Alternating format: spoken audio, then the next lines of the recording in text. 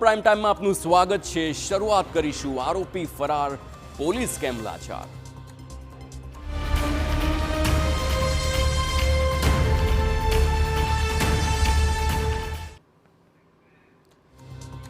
ખ્યાતિ હોસ્પિટલ કાંડનો મુદ્દો હવે દેશની સંસદમાં ગૂંજશે। જી હા, રાજ્યસભાના સાંસદ શક્તિસિંહ ગોહિલે પાર્લામેન્ટમાં આ મુદ્દે પેનલની ચર્ચા માટે નોટિસ આપી છે। શક્તિસિંહનું કહેવું છે કે સરકારની મિલીભગત વગર ખ્યાતિ હોસ્પિટલ કાંડ શક્ય જ નથી।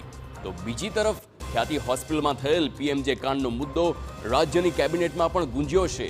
એટલે કે એવું કહી શકાય કે ખ્યાતિ કાંડનો મુદ્દો હવે ગુજરાત બાદ આખા દેશમાં ગરમાશે।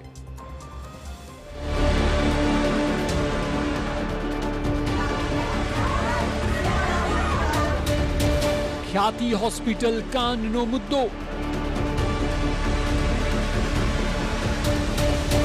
કોંગ્રેસનો સરકાર પર આરોપ,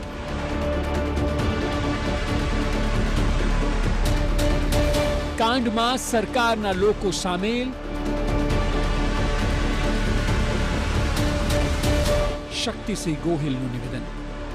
ખ્યાતિ કાંડને લઈને તપાસ ચાલી રહી છે, આરોપીઓ હજી ફરાર છે, ત્યારે કોંગ્રેસ આખા મુદ્દાને લઈને આક્રમક જોવા મળી રહી છે। તપાસથી લઈને કૌભાંડના તાર સુધી કોંગ્રેસ પ્રદેશ અધ્યક્ષે આક્રમક નિવેદન આપ્યા। શક્તિસિંહ ગોહિલે કહ્યું કે આ જ હોસ્પિટલે 2022માં આવું જ કાંડ કર્યું હતું અને એક દર્દીનું મોત થયું હતું। તો પછી હોસ્પિટલને પીએમજેએવાયમાંથી બહાર કેમ ન કાઢી? આખરે કોને લાભ પહોંચાડવાનો આ પ્રયાસ હતો? આ ખ્યાતિ હોસ્પિટલના કૌભાંડની પણ તટસ્થ અને વ્યાજબી તપાસ થાય તો મૂળ સરકારમાં બેઠેલા લોકોના સાથે જોડાયેલા નીકળશે। નહીં તો 2022માં આ જ ખ્યાતિ હોસ્પિટલે આવી જ મોડેસ્ટ ઓપરેટિવ મારફત કેમ્પ કરીને લાવીને દર્દીઓને તોડ કરતા હતા। એમાં એક દર્દીનું મૃત્યુ થયું, એ જ દિવસે એને પ્રધાનમંત્રી જન આરોગ્ય યોજનામાંથી વંચિત કરવા જોઈએ, પછી પાછા કેમ આવી શકે? એ કર્યું હોત તો આ 2024માં લોકોના મૃત્યુ ન થયા હોત। આ તરફ શક્તિસિંહે સૌથી મહત્વની વાત પ્રહાર કરતા એ કરી કે તેઓ આખા મુદ્દાને સંસદમાં પણ ઉઠાવવાના છે। પાર્લામેન્ટમાં મુદ્દાને લઈને ચર્ચા માટે નોટિસ આપી છે। તેમના કહેવા મુજબ માત્ર વાતો નહીં ચાલે, તટસ્થ તપાસ કરવી પડશે। મેં પાર્લામેન્ટમાં પણ નોટિસ આપી છે, દેશની સંસદમાં પણ આ મુદ્દો ઉઠાવવાનો છું અને આ માંગણી પણ કરું છું કે ગુજરાત સરકાર ચોખ્ખા હાથવાળી હોય અને કોઈની આમાં મિલીભગત ન હોય તો હાઈકોર્ટના સિટિંગ જજ મારફત તપાસ થવી જોઈએ। નહીતર તો શું છે કે હું જ ચોર, હું જ કોટવાળ અને હું જ ન્યાયાધીશ એમ કરીને લીફાફોફી થશે, કહેશે હમણાં એક તકિયા કલમ થઈ છે આ સરકારનું, કોઈ ચમરબંધીને છોડીશું નહીં। અરે પહેલા ચમરબંધીને પકડો તો ખરા, પછી છોડવાનો વારો આવે, પકડતા જ નથી તમે।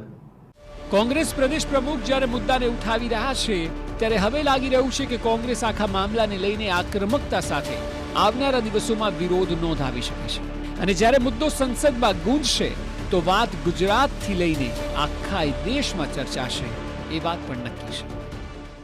ખ્યાતિ હોસ્પિટલ કેસમાં જો યોગ્ય તપાસ થાય તો તેના મૂળ સરકાર સુધી પહોંચે એ પ્રકારનો દાવો શક્તિસિંહ ગોહિલ દ્વારા કરવામાં આવ્યો છે અને આ મુદ્દાને રાજ્યસભા સાંસદ શક્તિસિંહ ગોહિલ રાજ્યસભામાં પણ ચર્ચવાના છે।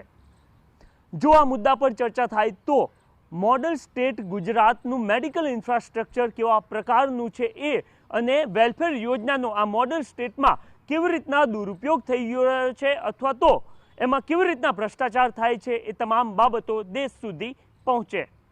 એક તરફ શક્તિસિંહના વેધક પ્રહાર છે તો બીજી તરફ ગાંધીનગરમાં કેબિનેટ દરમિયાન ખ્યાતિ હોસ્પિટલ પીએમજેએવાય કાંડનો મુદ્દો ગુંજ્યો હતો। જે પ્રકારે આખા આરોગ્ય વિભાગ પર પ્રહાર થઈ રહ્યા છે અને કૌભાંડની ચર્ચા ચારે કોર થઈ રહી છે, તેને લઈને સરકાર પણ જાણે છે કે વિપક્ષ આકરા પ્રહાર કરી રહ્યું છે, લોકોમાં ખોટો મેસેજ જઈ રહ્યો છે। કેબિનેટ બેઠકમાં ભૂપેન્દ્ર પટેલ દ્વારા કડક સૂચનાઓ એટલે જ આપવામાં આવી, ફરી કોઈ કાંડ ન સર્જાય એટલે પીએમજેએવાય યોજના માટે હોસ્પિટલો માટે કડક એસઓપી એટલે કે સ્ટાન્ડર્ડ ઓપરેટિંગ પ્રોસિજર બનાવવા સૂચના આપવામાં આવી છે। એસઓપીની કડક અમલવારી થવી આવશ્યક છે। તેવું સરકારનું માનવું છે. સાથે જ એસઓપી પાલનમાં લોકો પરેશાન ન થાય તે માટે પણ સૂચના આપી દેવામાં આવી છે. ખ્યાતિ હોસ્પિટલ દ્વારા આરોગ્યના નામે વેપારનો વેપલો થયો તેવું ફરી ક્યારે ગુજરાતમાં ના થાય તે માટે રાજ્ય સરકાર હવે કડક હાથે કામ લઈ રહી છે. આજે કેબિનેટ બેઠકમાં આરોગ્યને લઈને ખાસ કરીને સરકારી યોજનાઓને લઈને કડક એસઓપી બનાવવાની વાત મુખ્યપ્રધાને કરી છે. જ્યાં એક તરફ દર્દીઓને યોગ્ય સારવાર મળી રહે, બીજી તરફ સરકારે જે યોજનાઓની શરૂઆત કરી છે, જે યોજનાઓ આરોગ્યમાં બનાવવામાં આવી છે તેનો લાભ મળે, પરંતુ તેનો ગેરલાભ કોઈ પણ હોસ્પિટલ માત્ર પોતાની દુકાન ચલાવવા માટે ન કરે તે પ્રકારની એસઓપી તૈયાર કરવાની સૂચના આપવામાં આવી છે. ત્યારે જોવાનું એ છે કે આરોગ્ય વિભાગ આખરે કેવી એસઓપી તૈયાર કરે છે અને ગુજરાતમાં આગામી સમયમાં દર્દીઓનું ધ્યાન સરકાર કેવી રીતે રાખશે. આખાય કાંડને લઈને જ્યારે રાજકારણ પણ ગરમાયું છે ત્યારે હજી પણ પીડિત પરિવાર રાહ જોઈને બેઠું છે કે આખરે આરોપીઓ ક્યારે ઝડપાશે, ક્યારે પીડિતોને ન્યાય મળશે. આ બંને સવાલો ખૂબ મહત્વના છે, કારણ કે એક ડોક્ટરને બાદ કરતા મુખ્ય તમામ આરોપીઓ હાલ પોલીસ પકડથી દૂર છે અને તેમનું ઝડપાવવું અત્યંત જરૂરી છે. સવાલ એ છે કે શું ખરેખર પીડિતોને ન્યાય મળશે, કારણ કે આ પ્રકારની ઘટના 2022માં પણ બની. જી હા, આવી, બિલકુલ આવી, જેમાં એક દર્દીનું મોત થયું. જો ત્યારે મામલો ઢંકાયો ન હોત તો આજે આ સ્થિતિ આવી જ ન હોત. પીડિતોની આ વખતે એક જ માંગ છે કે તેઓને ન્યાય મળવો જ જોઈએ અને તમામ દોષિતોને સજા થવી જોઈએ. ગાંધીનગરથી કિંજલ મિશ્રા સાથે નરેન્દ્ર રાઠોડ, TV9 અમદાવાદ.